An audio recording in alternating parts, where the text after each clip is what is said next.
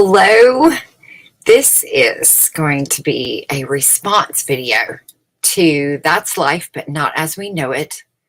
Did a video today, I just saw it, and this was what it made me think of. And so I went went online and found this really great article. So I'm tagging you, William, you're it. William put up a great video, really put together. I like the visuals anyway. It was a fun video regardless of whether you're following along in the story, but of the Epstein list, and it had some great catches in it. I liked the Saturday Night Live. Brilliant find, by the way. Bravo. I watched those episodes live and in person, so I found that to be an excellent catch. Subliminally planted, right? Just wait. We thought it was the saxophone, didn't we? Anyway, it made me think of this Heidi Fleiss. I'm sure you've heard of her. So let me remind everyone who Heidi Fleiss is. And I found this great interview she has just done. I'm only going to read it because the page is on one of those pages. And so it's a lot of things just blinking on and off in the peripheral, and the articles broke up into very small segments. So it's hard to read. So I'm just going to read it to you instead of torturing you with all of the bells and whistles. But she has something very interesting to say. I will, you know what? I will at least share. So if you want to go look it up yourself, you're more than welcome to, if you want to reference it or whatever, anyone.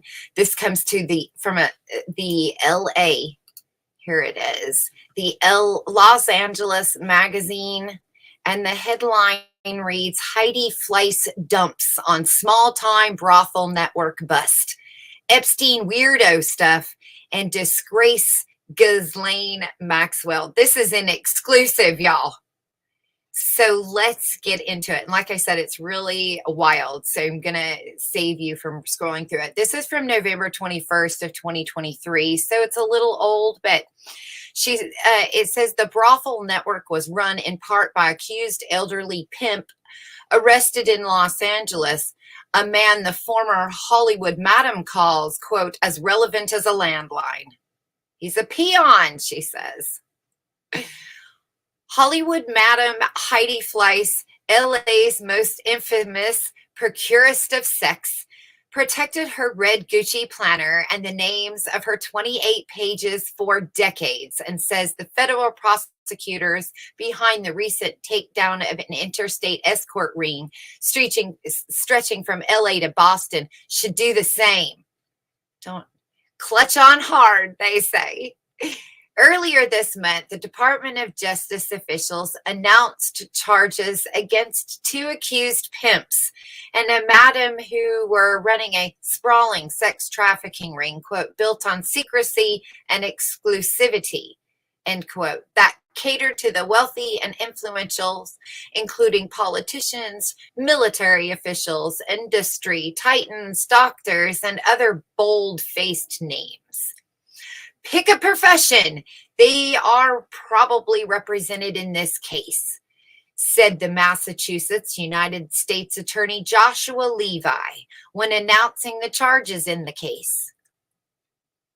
The man charged with renting the luxury apartments for the underground brothel network, 68-year-old accused pimp James Leah Torrance, is being held without bail and is expected to be extradited to Massachusetts, where the case is being prosecuted. Lee is also suspected of laundering the brothel's proceeds through shadowy LA businesses, including some that allegedly obtained $500,000 in COVID loans, according to court records. Isn't that nice? A pimp in Torrance? That's laughable. That makes him about as relevant as a landline. Fleiss tells Los Angeles magazine in a phone interview from her home an hour outside of Los Angeles, where she lives with flocks of exotic freed birds. I would hate to be some madam in some rinky-dink apartment on the outskirts of LA. The only way it's worth it is if you eat the best food, drive the best cars, and fuck the best people. I was living over the Beverly Hills Hotel. This pimp was living in the South Bay. Please. The people in this internet shit don't get to live large like me. End quote. In fact, the brothel run by Lee and two others used women to service men across state lines. It functioned as a kind of members-only club, offering its clients menus of women, predominantly Asian, that listed services alongside their scantily clad photos. Some of these escorts, according to court records, were flown from Boston to LA to service yet to be named men. Quote, I know it wasn't Gavin Newsom, Fleiss blurts out. He's so handsome. I wish I had him as a client, but no, too squeaky clean, she says. Still, there are activists across the country demanding federal investigations identifying the Johns of the recent sting of the sex ring, a move Fleiss calls, quote, ridiculous. She says, why embarrass people unnecessarily? No one in history had a list like me anyway. My clients were the wealthiest people in the world, and none of them were into that Epstein weirdo stuff. The people on that list, end quote. Fleiss was referencing notorious sex trafficker and high society hobnobber Jeffrey Epstein, charged with federal prosecutions in connections with allegations he trafficked young girls to old men on his private island. Epstein died in a federal holding cell in 2019, a death investigators call a suicide.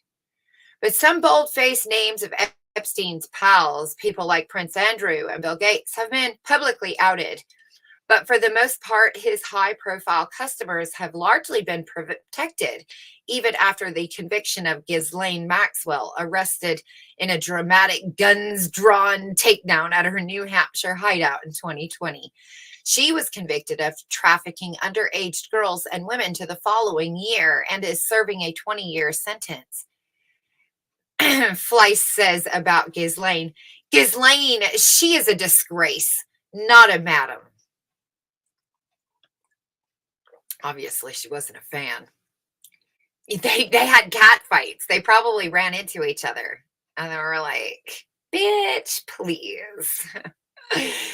You think you're me. Fleiss has an ego. I fucking love it. I'm liking her by the second.